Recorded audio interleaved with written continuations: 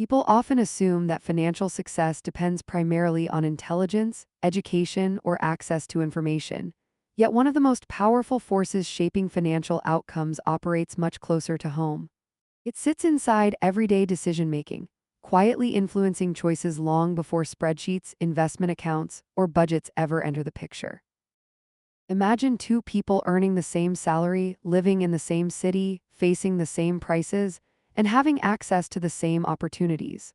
Over the course of a decade, one gradually builds financial stability while the other feels trapped in a cycle of constant pressure. From the outside, the difference can seem mysterious. But when researchers study behavior, they repeatedly find that financial outcomes are often influenced not just by what people know, but by how their brains process risk, reward, time, and uncertainty. The surprising reality is that human psychology evolved for survival in immediate environments, not for managing modern financial systems.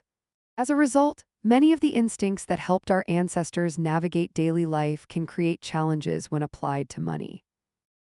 One of the most important psychological tendencies affecting financial behavior is present bias, the tendency to value immediate rewards more highly than future rewards.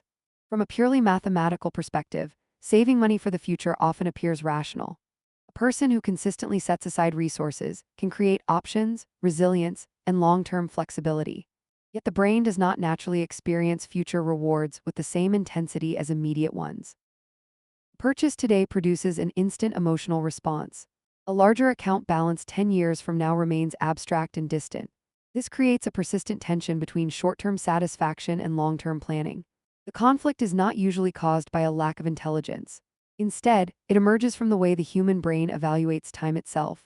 Future benefits are psychologically discounted, making them feel smaller than they truly are. Another fascinating psychological mechanism involves mental accounting. Although money is mathematically interchangeable, people rarely treat it that way. A tax refund might feel different from a paycheck. A bonus may be spent more freely than regular income. Unexpected money is often categorized differently from earned money despite having identical purchasing power. The brain creates separate mental buckets, assigning different emotional meanings to resources that are objectively the same. These invisible categories influence spending, saving, and investment decisions every day. What appears to be a financial choice is frequently a psychological classification process happening beneath conscious awareness. To understand the scale of these effects, consider a simple mathematical example.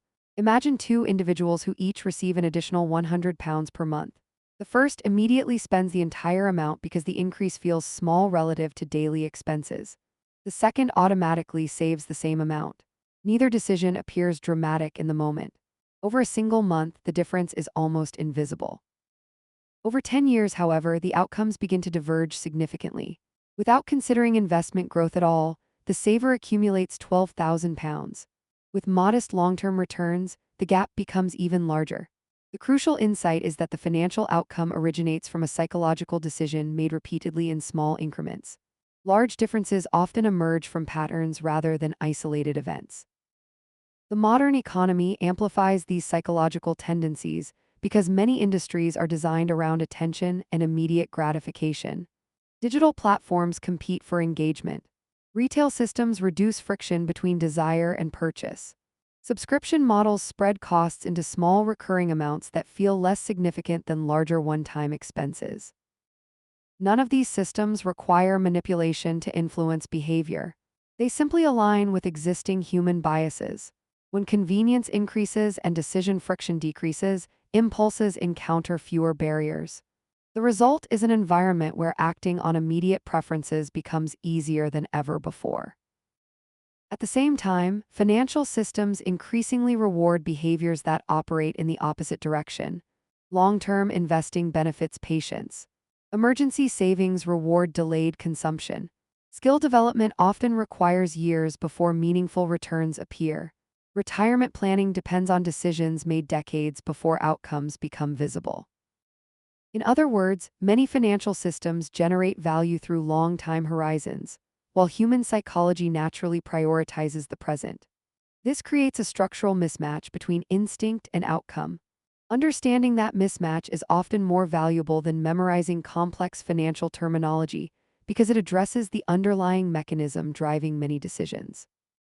This perspective also helps explain why financial education alone sometimes produces disappointing results. Knowledge matters, but information does not automatically override emotional processes. A person may understand compound interest perfectly and still struggle to save consistently. Someone may know the importance of diversification while remaining vulnerable to fear during market volatility. The challenge is not always intellectual. Often it is behavioral.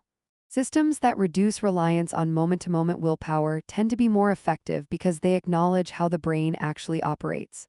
Automatic savings, predetermined contribution rates, and structured decision frameworks work partly because they reduce opportunities for emotional interference.